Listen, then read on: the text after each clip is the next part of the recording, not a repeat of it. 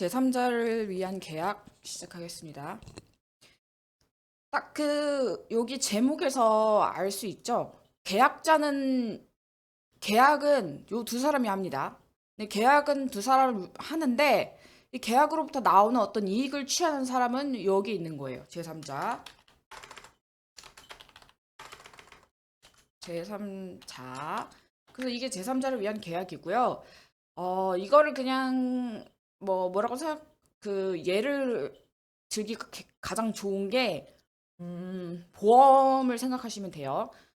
저 같은 경우에도 실손보험을 저희 어머니가 제가 어릴 때 들어주셨는데 어머니가 계약자시고 저는 피보험자예요. 그러니까 제가 만약에 이제 제가 다치거나 아니면 정형외과 가게 되면 제가 이제 거기서 정형외과 뭐 도수치료도 하고 비싸잖아요. 그 돈을 이제 제가 여기 저는 삼성은 아니고 우체국 보험인데 이제 우체국한테 제가 이제 받게 되는 그런 구조예요. 그래서 이 계약은 이제 주로 어떤 게 문제가 되냐면요.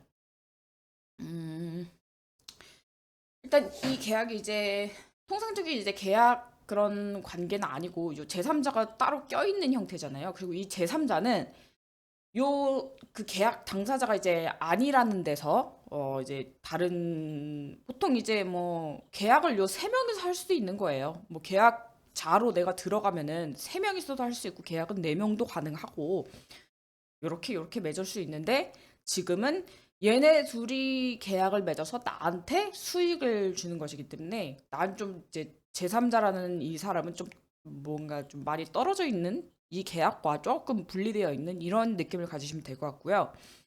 그래서 요거를 이제 보상관계라고 합니다. 보상관계. 그리고 자, 이분들이 계약을 해가지고 제가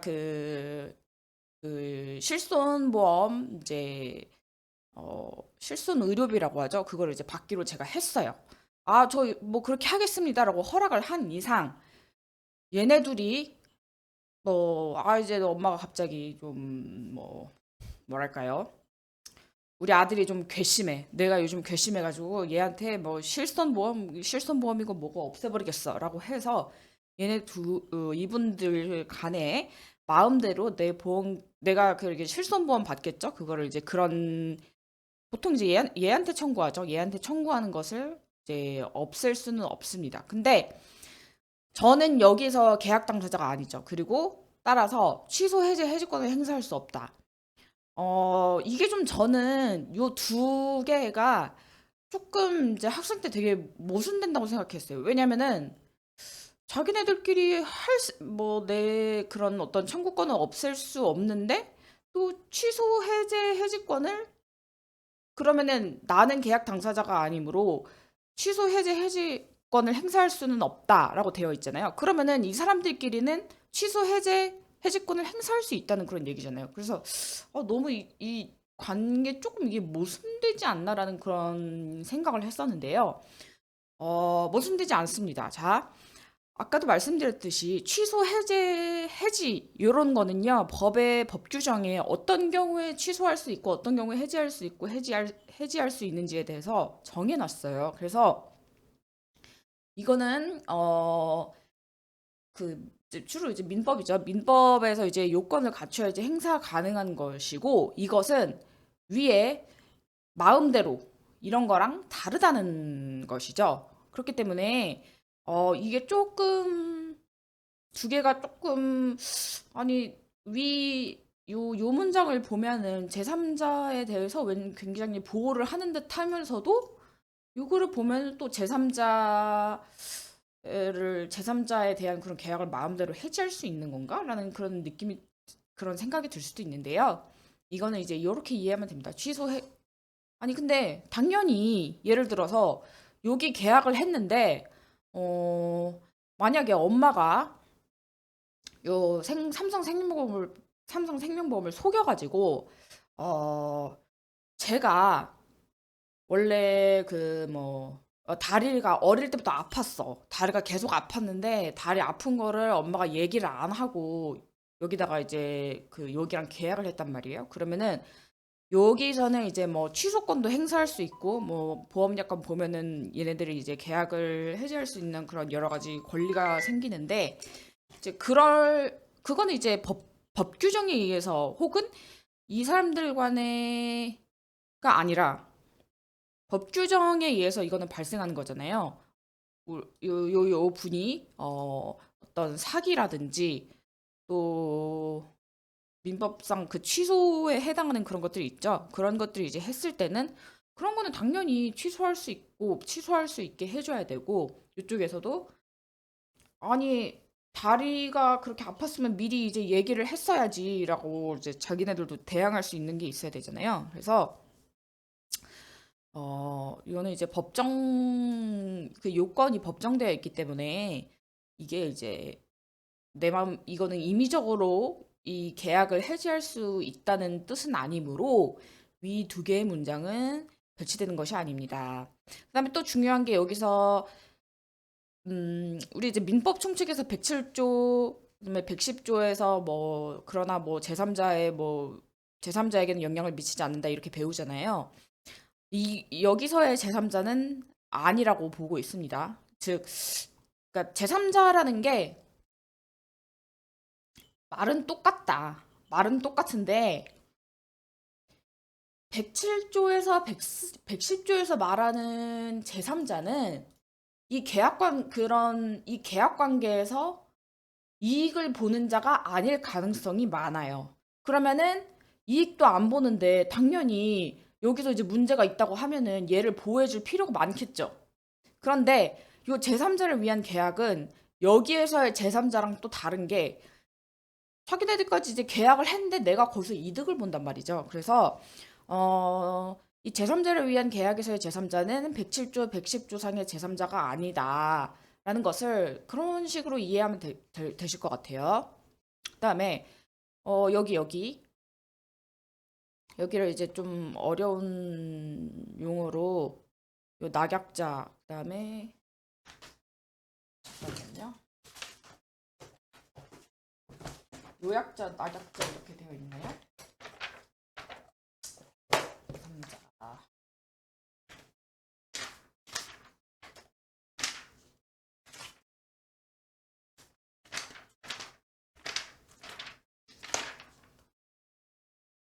제3자. 요약자, 낙약자 맞네요.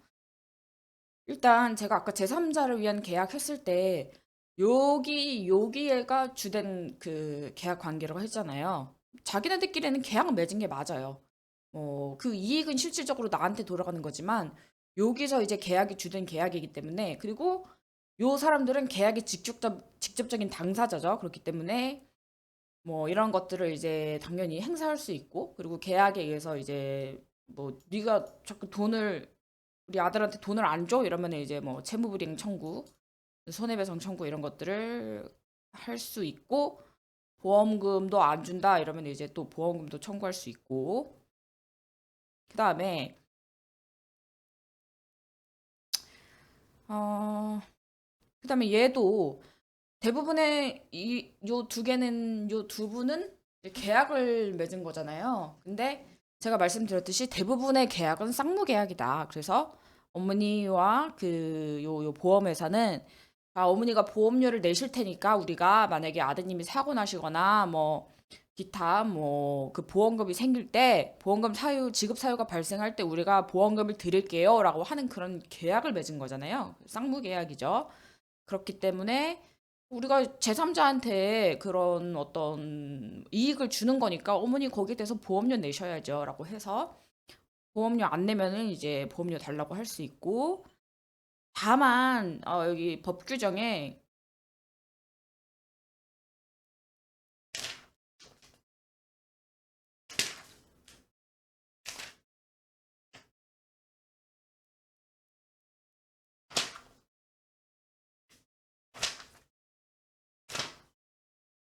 규정이 아니라 낙약자의 지위 낙약자의 지위에 대해서 이제 설명이 되어 있는 건데요. 다만 보험회사가 나에 대한 제3자 계약이 아주 별개의 계약에서 어머니가 물익혔다고 이를 근거로 내가 그 부자의 죄를 졌다. 이건 당연한 건데 무슨 얘기냐면은 음, 이 계약이 아니라 이 사람이 내가 이제 수익자가 아닌 그런 아예 별개의 계약을 체결한 거예요. 우리 어머니랑. 예를 들어서 어머니가 이제 나이도 있으시고 그러니까 뭐 안보험 계약을 이제 요 같이 이제 안보험 계약을 이제 들으셨을 수도 있어요. 근데 그래서 우리 이제 어머니가 분명히 이제 암 진단비를 청구를 했는데 보험회사가 이제 돈을 안 줘. 그래가지고 이제 이 보험회사 상대로 막 뭐 그 뭐라 그러죠? 금감원에 막 민원 제기도 하고 여기에다가 뭐 게시판에 여기는 뭐 보험금 뭐 사기꾼들이에요. 막 그렇게 했어요. 그렇게 했더라도 그 계약 그 이 암보험 계약에서의 어머니의 어떤 그런 행위들이 있다고 하더라도 이 계약이랑은 아예 별개의 계약이죠. 즉 나에 대한 내가 껴있는 이제 제3자 계약이랑 어머니랑 이 보험회사랑만 체결되어 있는 이 안보험 계약이랑은 다른 거죠. 그렇기 때문에 이거를 근거로 얘가 이 너네 어머니 좀 진상이셔라고 하면서 이 실손보험료 지급을 거부할 수 없다는 그런 뜻이에요. 근데 이건 너무 당연한 거예요. 왜냐면은 그건 별개의 계약이고 이거는 여기서 안에서 처리하는 게 맞는 거잖아요. 그래서 이거는 이제 이해하는 게 그렇게 어려울 것 같지는 않습니다. 제3자를 위한 계약은 어, 이 얘네들의 어떤 관계 판례가 이렇게 많진 않아요. 그래서 얘네들의 관계라든지 혹은 뭐 누가 누구한테 뭘 청구할 수 있고 그다음에 특히 이제 뭐 이 얘네들 요거 있잖아요. 요런 것들 그다음에 요것도 자주 나오더라고요. 그다음에 요것들 필요한 건 다 써놓은 것 같은데 아무튼 요런 거 위주로 보시면 될 것 같아요. 제3자를 위한 계약 보험 계약이 대표적이다. 다만 이 안보험 계약 여기서 아까 제가 예를 들어서 안보험 계약 했죠. 이거는 어머니랑 보험회사 보험회사끼리만 정한 거고 여기는 제가 껴있지 않아요. 제3자가 껴있지 않기 때문에 이거는 제3자를 위한 계약이 아님을 당연히 알 수 있겠죠. 그래서 어머니랑 보험회사랑 암보험 계약 했으면은 어머니가 만약에 뭐 암진단비 뭐 5천만 원을 내야 된다. 그렇게 그런 사정이 발생했다라고 하면은 이거는 어머니가 여기다가 직접 청구하고 보험회사가 어머니한테 그 돈을 주겠죠. 보험금을 주겠죠. 그다음에 해지.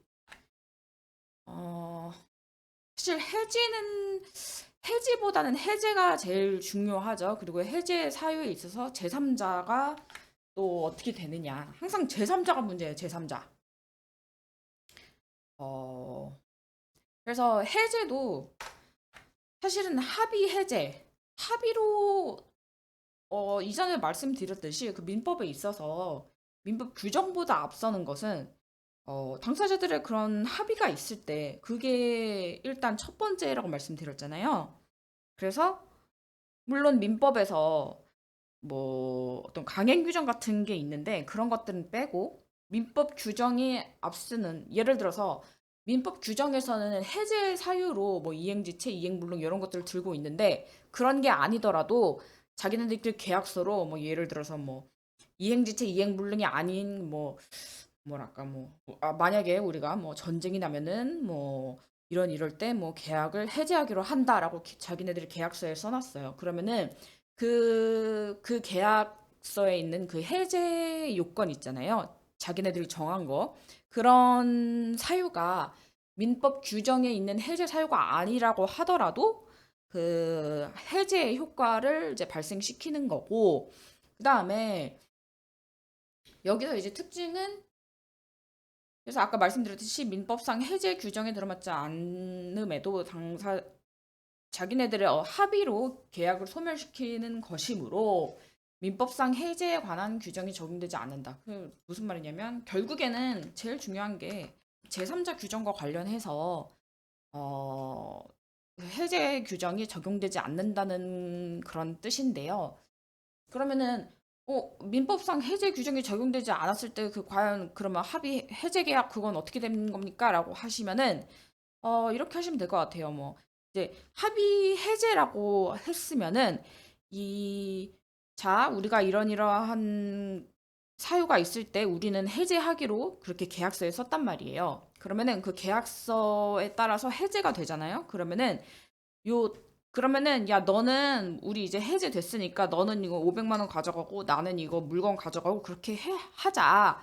그런 어떤 기존에 이제 자기네들이 해제 전까지 이뤄왔던 그 무언가들이 있을 텐데 그거에 대해서 어떻게 청산할지에 대해서도 이제 합의가 된 상태를 합의 해제라고 보시면 돼요. 그렇기 때문에 이 민법에서 뭐 그 부당이득 반환에 대한 그런 규정이라든지 제3자에 관한 규정이라든지 이런 게 적용되지 않는 이유는 해제를 함에 있어서 얘네들이 누구는 어떻게 가져가고 누구는 뭐 부당이득으로 얼마를 가져가고까지 얘네들이 다 정했기 때문이에요. 그래서 민법상 해제 이후에 어떠한 어떤 법률 효과가 나타나는지에 대해서 규정에 여기 적용을 안 받는다는 게 그런 의미라고 보시면 돼요.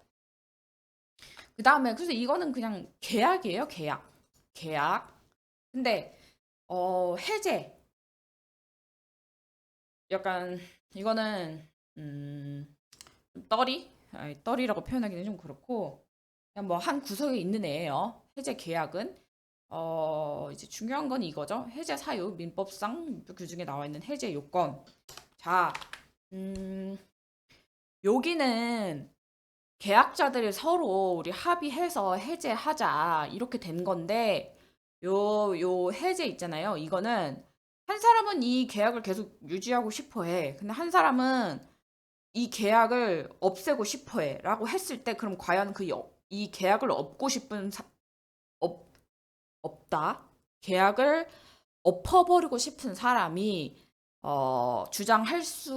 이 해제를 이제 과연 할 수 있느냐 없느냐에 관해서 이 어떤 이행지체라든지 이행물능 요거에 이제 요건을 갖춰야지 이제 해제가 된다는 그런 의미예요.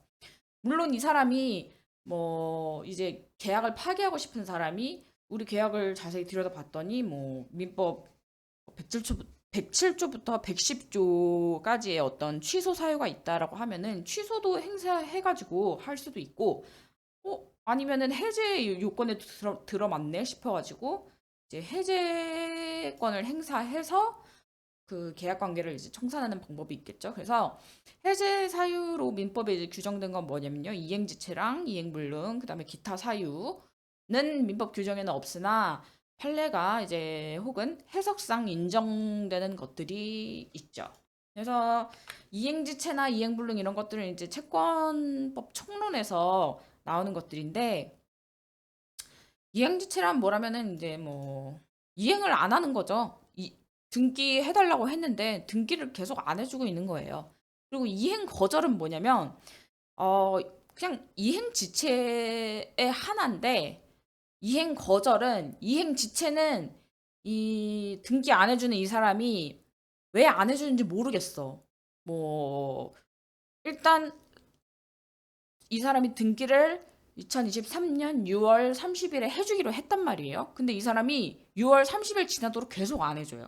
근데 이유는 잘 몰라. 이유는 잘 모르는데 아무튼 계속 이제 지체가 되고 있는 상황을 이행 지체라고 하는데 이행 거절은 뭐냐면은 이 사람이 굉장히 확실하게 야, 나 등기 못 해줘라고 이제 표현을 한 거예요. 예를 들어 야, 뭐 우리 계약서 체결한 건 있는데 내가 뭐 우리 땅값이 올라가지고 너한테 등기 못 해주겠다. 너무 확실하게 이제 표현을 했죠.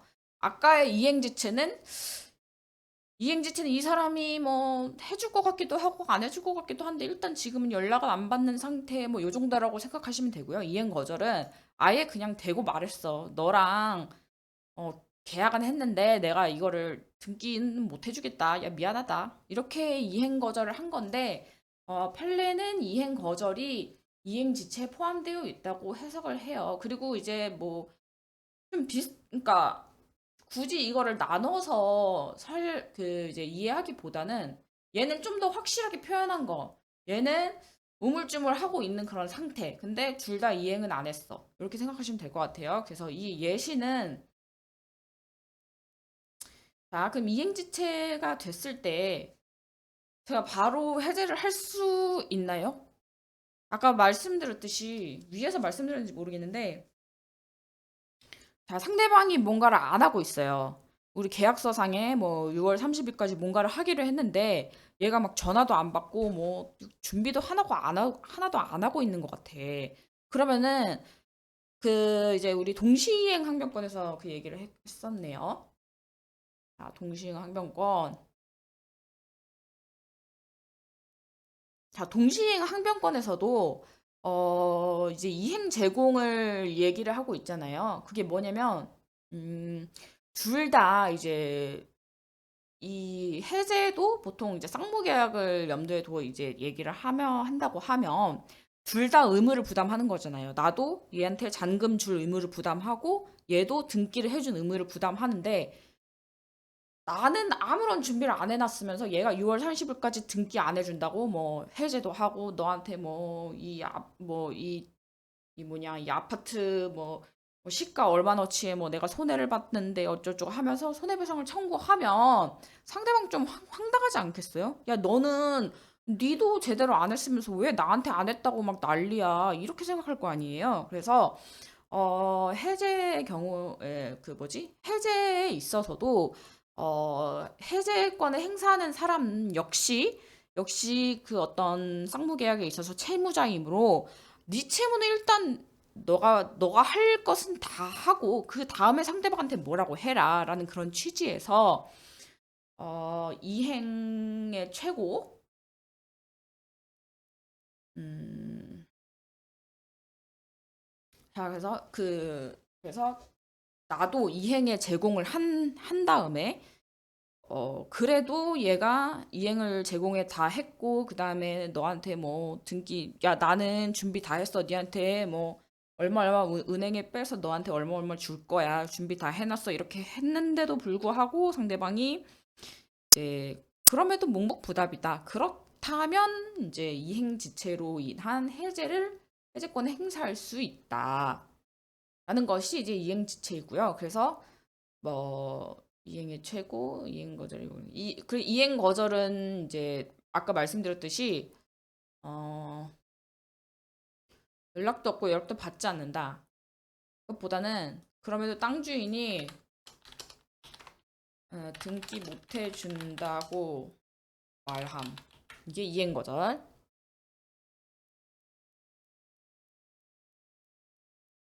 그래서 상대방이 이제 계속 그 등기를 안 넘겨주려고 하니까 그러면은 나는 이제 그 민법 규정에 의해서 해제를 할 수 있어요. 그래서 야 채무자 야 그냥 우리 계약 해제하자. 너 아무리 내가 너를 뭐 1년 천년 만년 기다려 줄 수 있는 것도 아니고 내가 준 돈 그냥 내놓고 계약 없었던 걸로 하자라고 하면서 해제권 행사하여 뭐 이렇게 이거 계약을 이제 없앨 수 있습니다. 계약의 효과는, 해제의 효과는 뒤에서 배우고, 또 다른 해제 사유가 뭐가 있냐면요. 이행불능이라고, 음, 내가 홍길동 너무 흔하지만 땅을 사려고 계약했는데, 알고 보니까 그게 홍갈동 땅이야.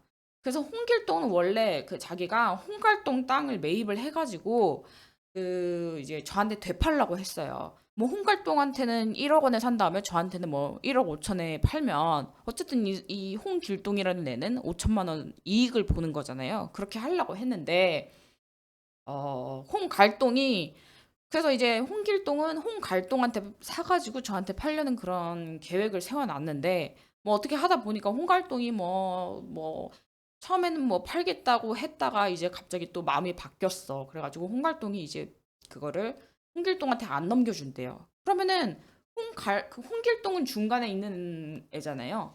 홍길동과 계약한 홍길동이 저한테 땅을 넘겨주기로 했는데 홍갈동이 안 넘겨준다고 해가지고 이제 홍길동은 저에게 그 땅을 넘겨줄 수 없는 거예요. 그러면은 그런 상태를 이행불능이라고 하는 거죠.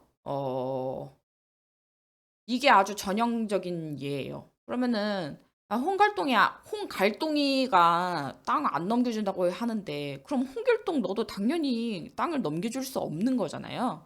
그런 상태에 있을 때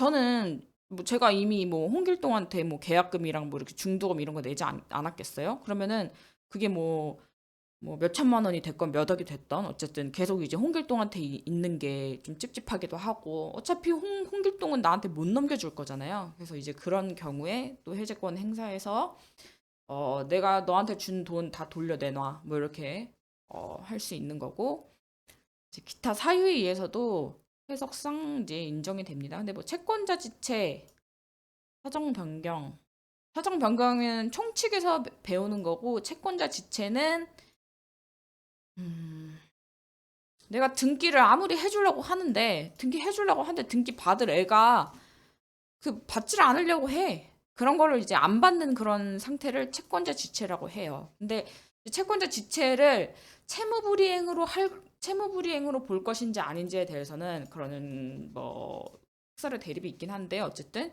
이런 것들도 이제 해제 사유로 인정이 되고 있다. 그래서 해제의 효과가 제일 중요하죠. 특히 이제 제3자의 효과를, 아니, 제3자의 이익을 해치지 못한다, 제3자의 권리를 해하지 못한다라는 이 규정 때문에 이제 문제가 많이 되는 건데, 어, 여기서 이제 제3자와 관련해서의 포인트는 제3자의 범위에 대해서, 어, 판례가 특히 이제 이거는 제3자가 아니다라고 본 거 있잖아요. 그거를 좀 눈여겨보는 게 좋을 것 같아요. 그래서 그다음에 제3자가 여기서 제3자는 그럼 계약 외에 나머지 사람을 다 의미하는 건가? 뭐지? 라는 그런 어, 그 제3자에 대한 그 개념을 아는 것도 중요하고 그다음에 이 권리를 해야지 못한다고 관련해서 그러면은 과연 이게 뭐 어떻게 해석해야 되는 거지? 해야지 못한다라고 했을 때 그럼 어떤 일이 발생하는 거야? 라는 그런 질문이 나올 수 있잖아요. 그래서 그 부분에 대해서 어, 얘기를 해야 될 것 같은데 조금만 쉬었다가요.